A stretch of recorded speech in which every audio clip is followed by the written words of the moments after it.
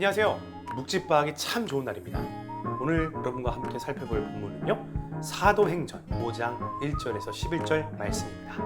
은혜롭게 세워져 가던 초대교회 공동체 가운데 안타까운 사건이 발생하는데요. 도대체 어떤 일이 일어나는지 먼저 본문을 확인하신 후에 이어가 보도록 하겠습니다.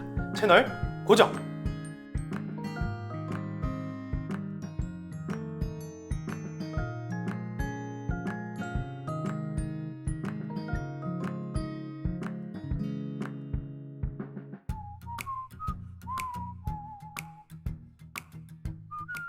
네, 오늘 본문을 한 문장으로 정리해 보겠습니다.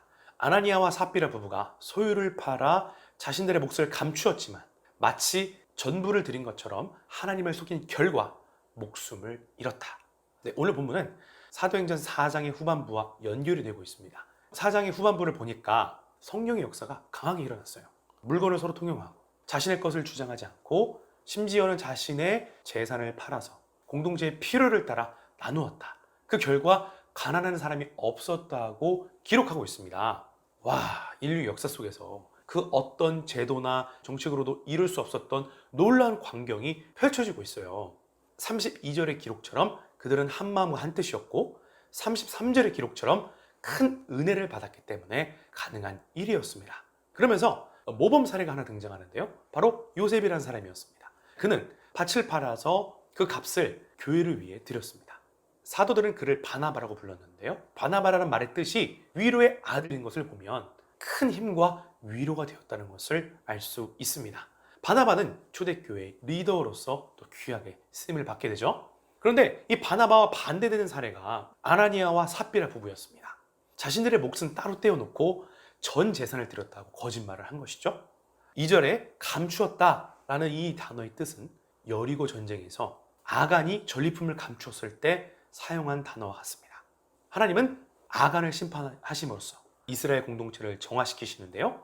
비슷한 상황이 지금 펼쳐지고 있는 거예요. 그 결과로 먼저는 아나니아가, 다음으로는 삽비라가 하나님의 심판을 받게 됩니다.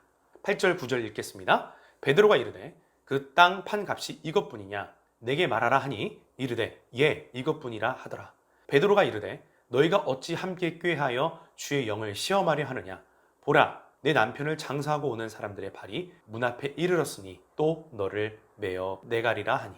자, 그렇다면 도대체 아나니아와 삽비라 부부는 왜 이런 일을 행했을까요? 그것이 바로 오늘 묵상의 포인트입니다. 우선 저는 이 부부가 자신의 재산을 팔게 된 동기에 집중해 보고 싶습니다. 앞서 바나바의 사례를 미루어 볼 때 바나바처럼 교회로부터 칭찬과 인정을 받고 싶지는 않았을까요? 영향력 있는 사람들로 추앙받고 싶지는 않았을까요? 이들은 아직 하나님께 무언가를 다 드리기에는 믿음이 성숙하지 않습니다. 그러니 사람들에게는 칭찬과 인정을 받고 싶으면서도 한편으로는 하나님께 다 드리는 것이 아까운 것이죠. 잘못된 동기가 이렇게 거짓과 속임수와 같은 연쇄적인 죄로 이어지고 있음을 알 수 있습니다. 그런데 하나님은 어떤 분이시죠? 사람의 중심을 꿰뚫어 보시는 분이잖아요. 그들의 그 얄팍한 계산과 야망은 거룩하시고 의로우신 하나님 앞에서 다 드러나게 되었다는 것입니다. 잘못된 동기에서 출발한 죄의 결말은 하나님의 의로운 심판이었습니다. 이를 본 교회 공동체는 충격에 휩싸였습니다. 11절은 이렇게 기록합니다. 온 교회와 이 일을 듣는 사람들이 다 크게 두려워하니라. 여기서 누가복음 최초로 교회라는 단어가 등장해요. 교회는 예수 믿고 구원받은 사람들의 모임 맞습니다. 그런데 하나님을 두려워하는 것, 하나님을 향한 경외가 반드시 있어야 한다는 것을 알게 됩니다. 살아계신 하나님께서 이 교회 공동체를 이끌고 계시기 때문입니다. 그래서 우리가 행하는 모든 것, 그 동기를 하나님 앞에 점검해보는 이 시간이 되기를 소원합니다. 하나님의 나라와 하나님의 일이라는 타이틀이 붙었음에도 순수하지 못한 의도와 계산이 조금이라도 들어가 있다면 이는 위험한 출발이 되는 것입니다. 출발점에서부터 0점 조정이 안 되면요, 갈수록 목적지로부터 멀어지게 되는 거예요. 경로에서 이탈하는 것, 관역을 빗나가는 화살, 이것이 바로 하마르티아, 죄의 본질이 되는 것입니다. 분명히 우리가 은혜의 시대를 살아가고 있지만 하나님은 변함없이 의로우시고 거룩하신 분이세요.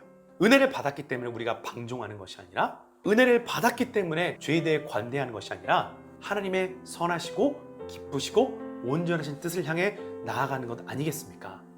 오늘도 하나님 앞에서 코람데오의 마음으로 예수 그리스도를 따라 행하는 저와 여러분이 되기를 소원합니다. 하나님께서 저와 여러분을 누군가를 세우고 살리는 그런 축복의 통로로 멋지게 사용하시리라 믿습니다. 오늘도 힘찬 하루 되시고요. 주님의 이름으로 사랑하고 축복합니다. 감사합니다.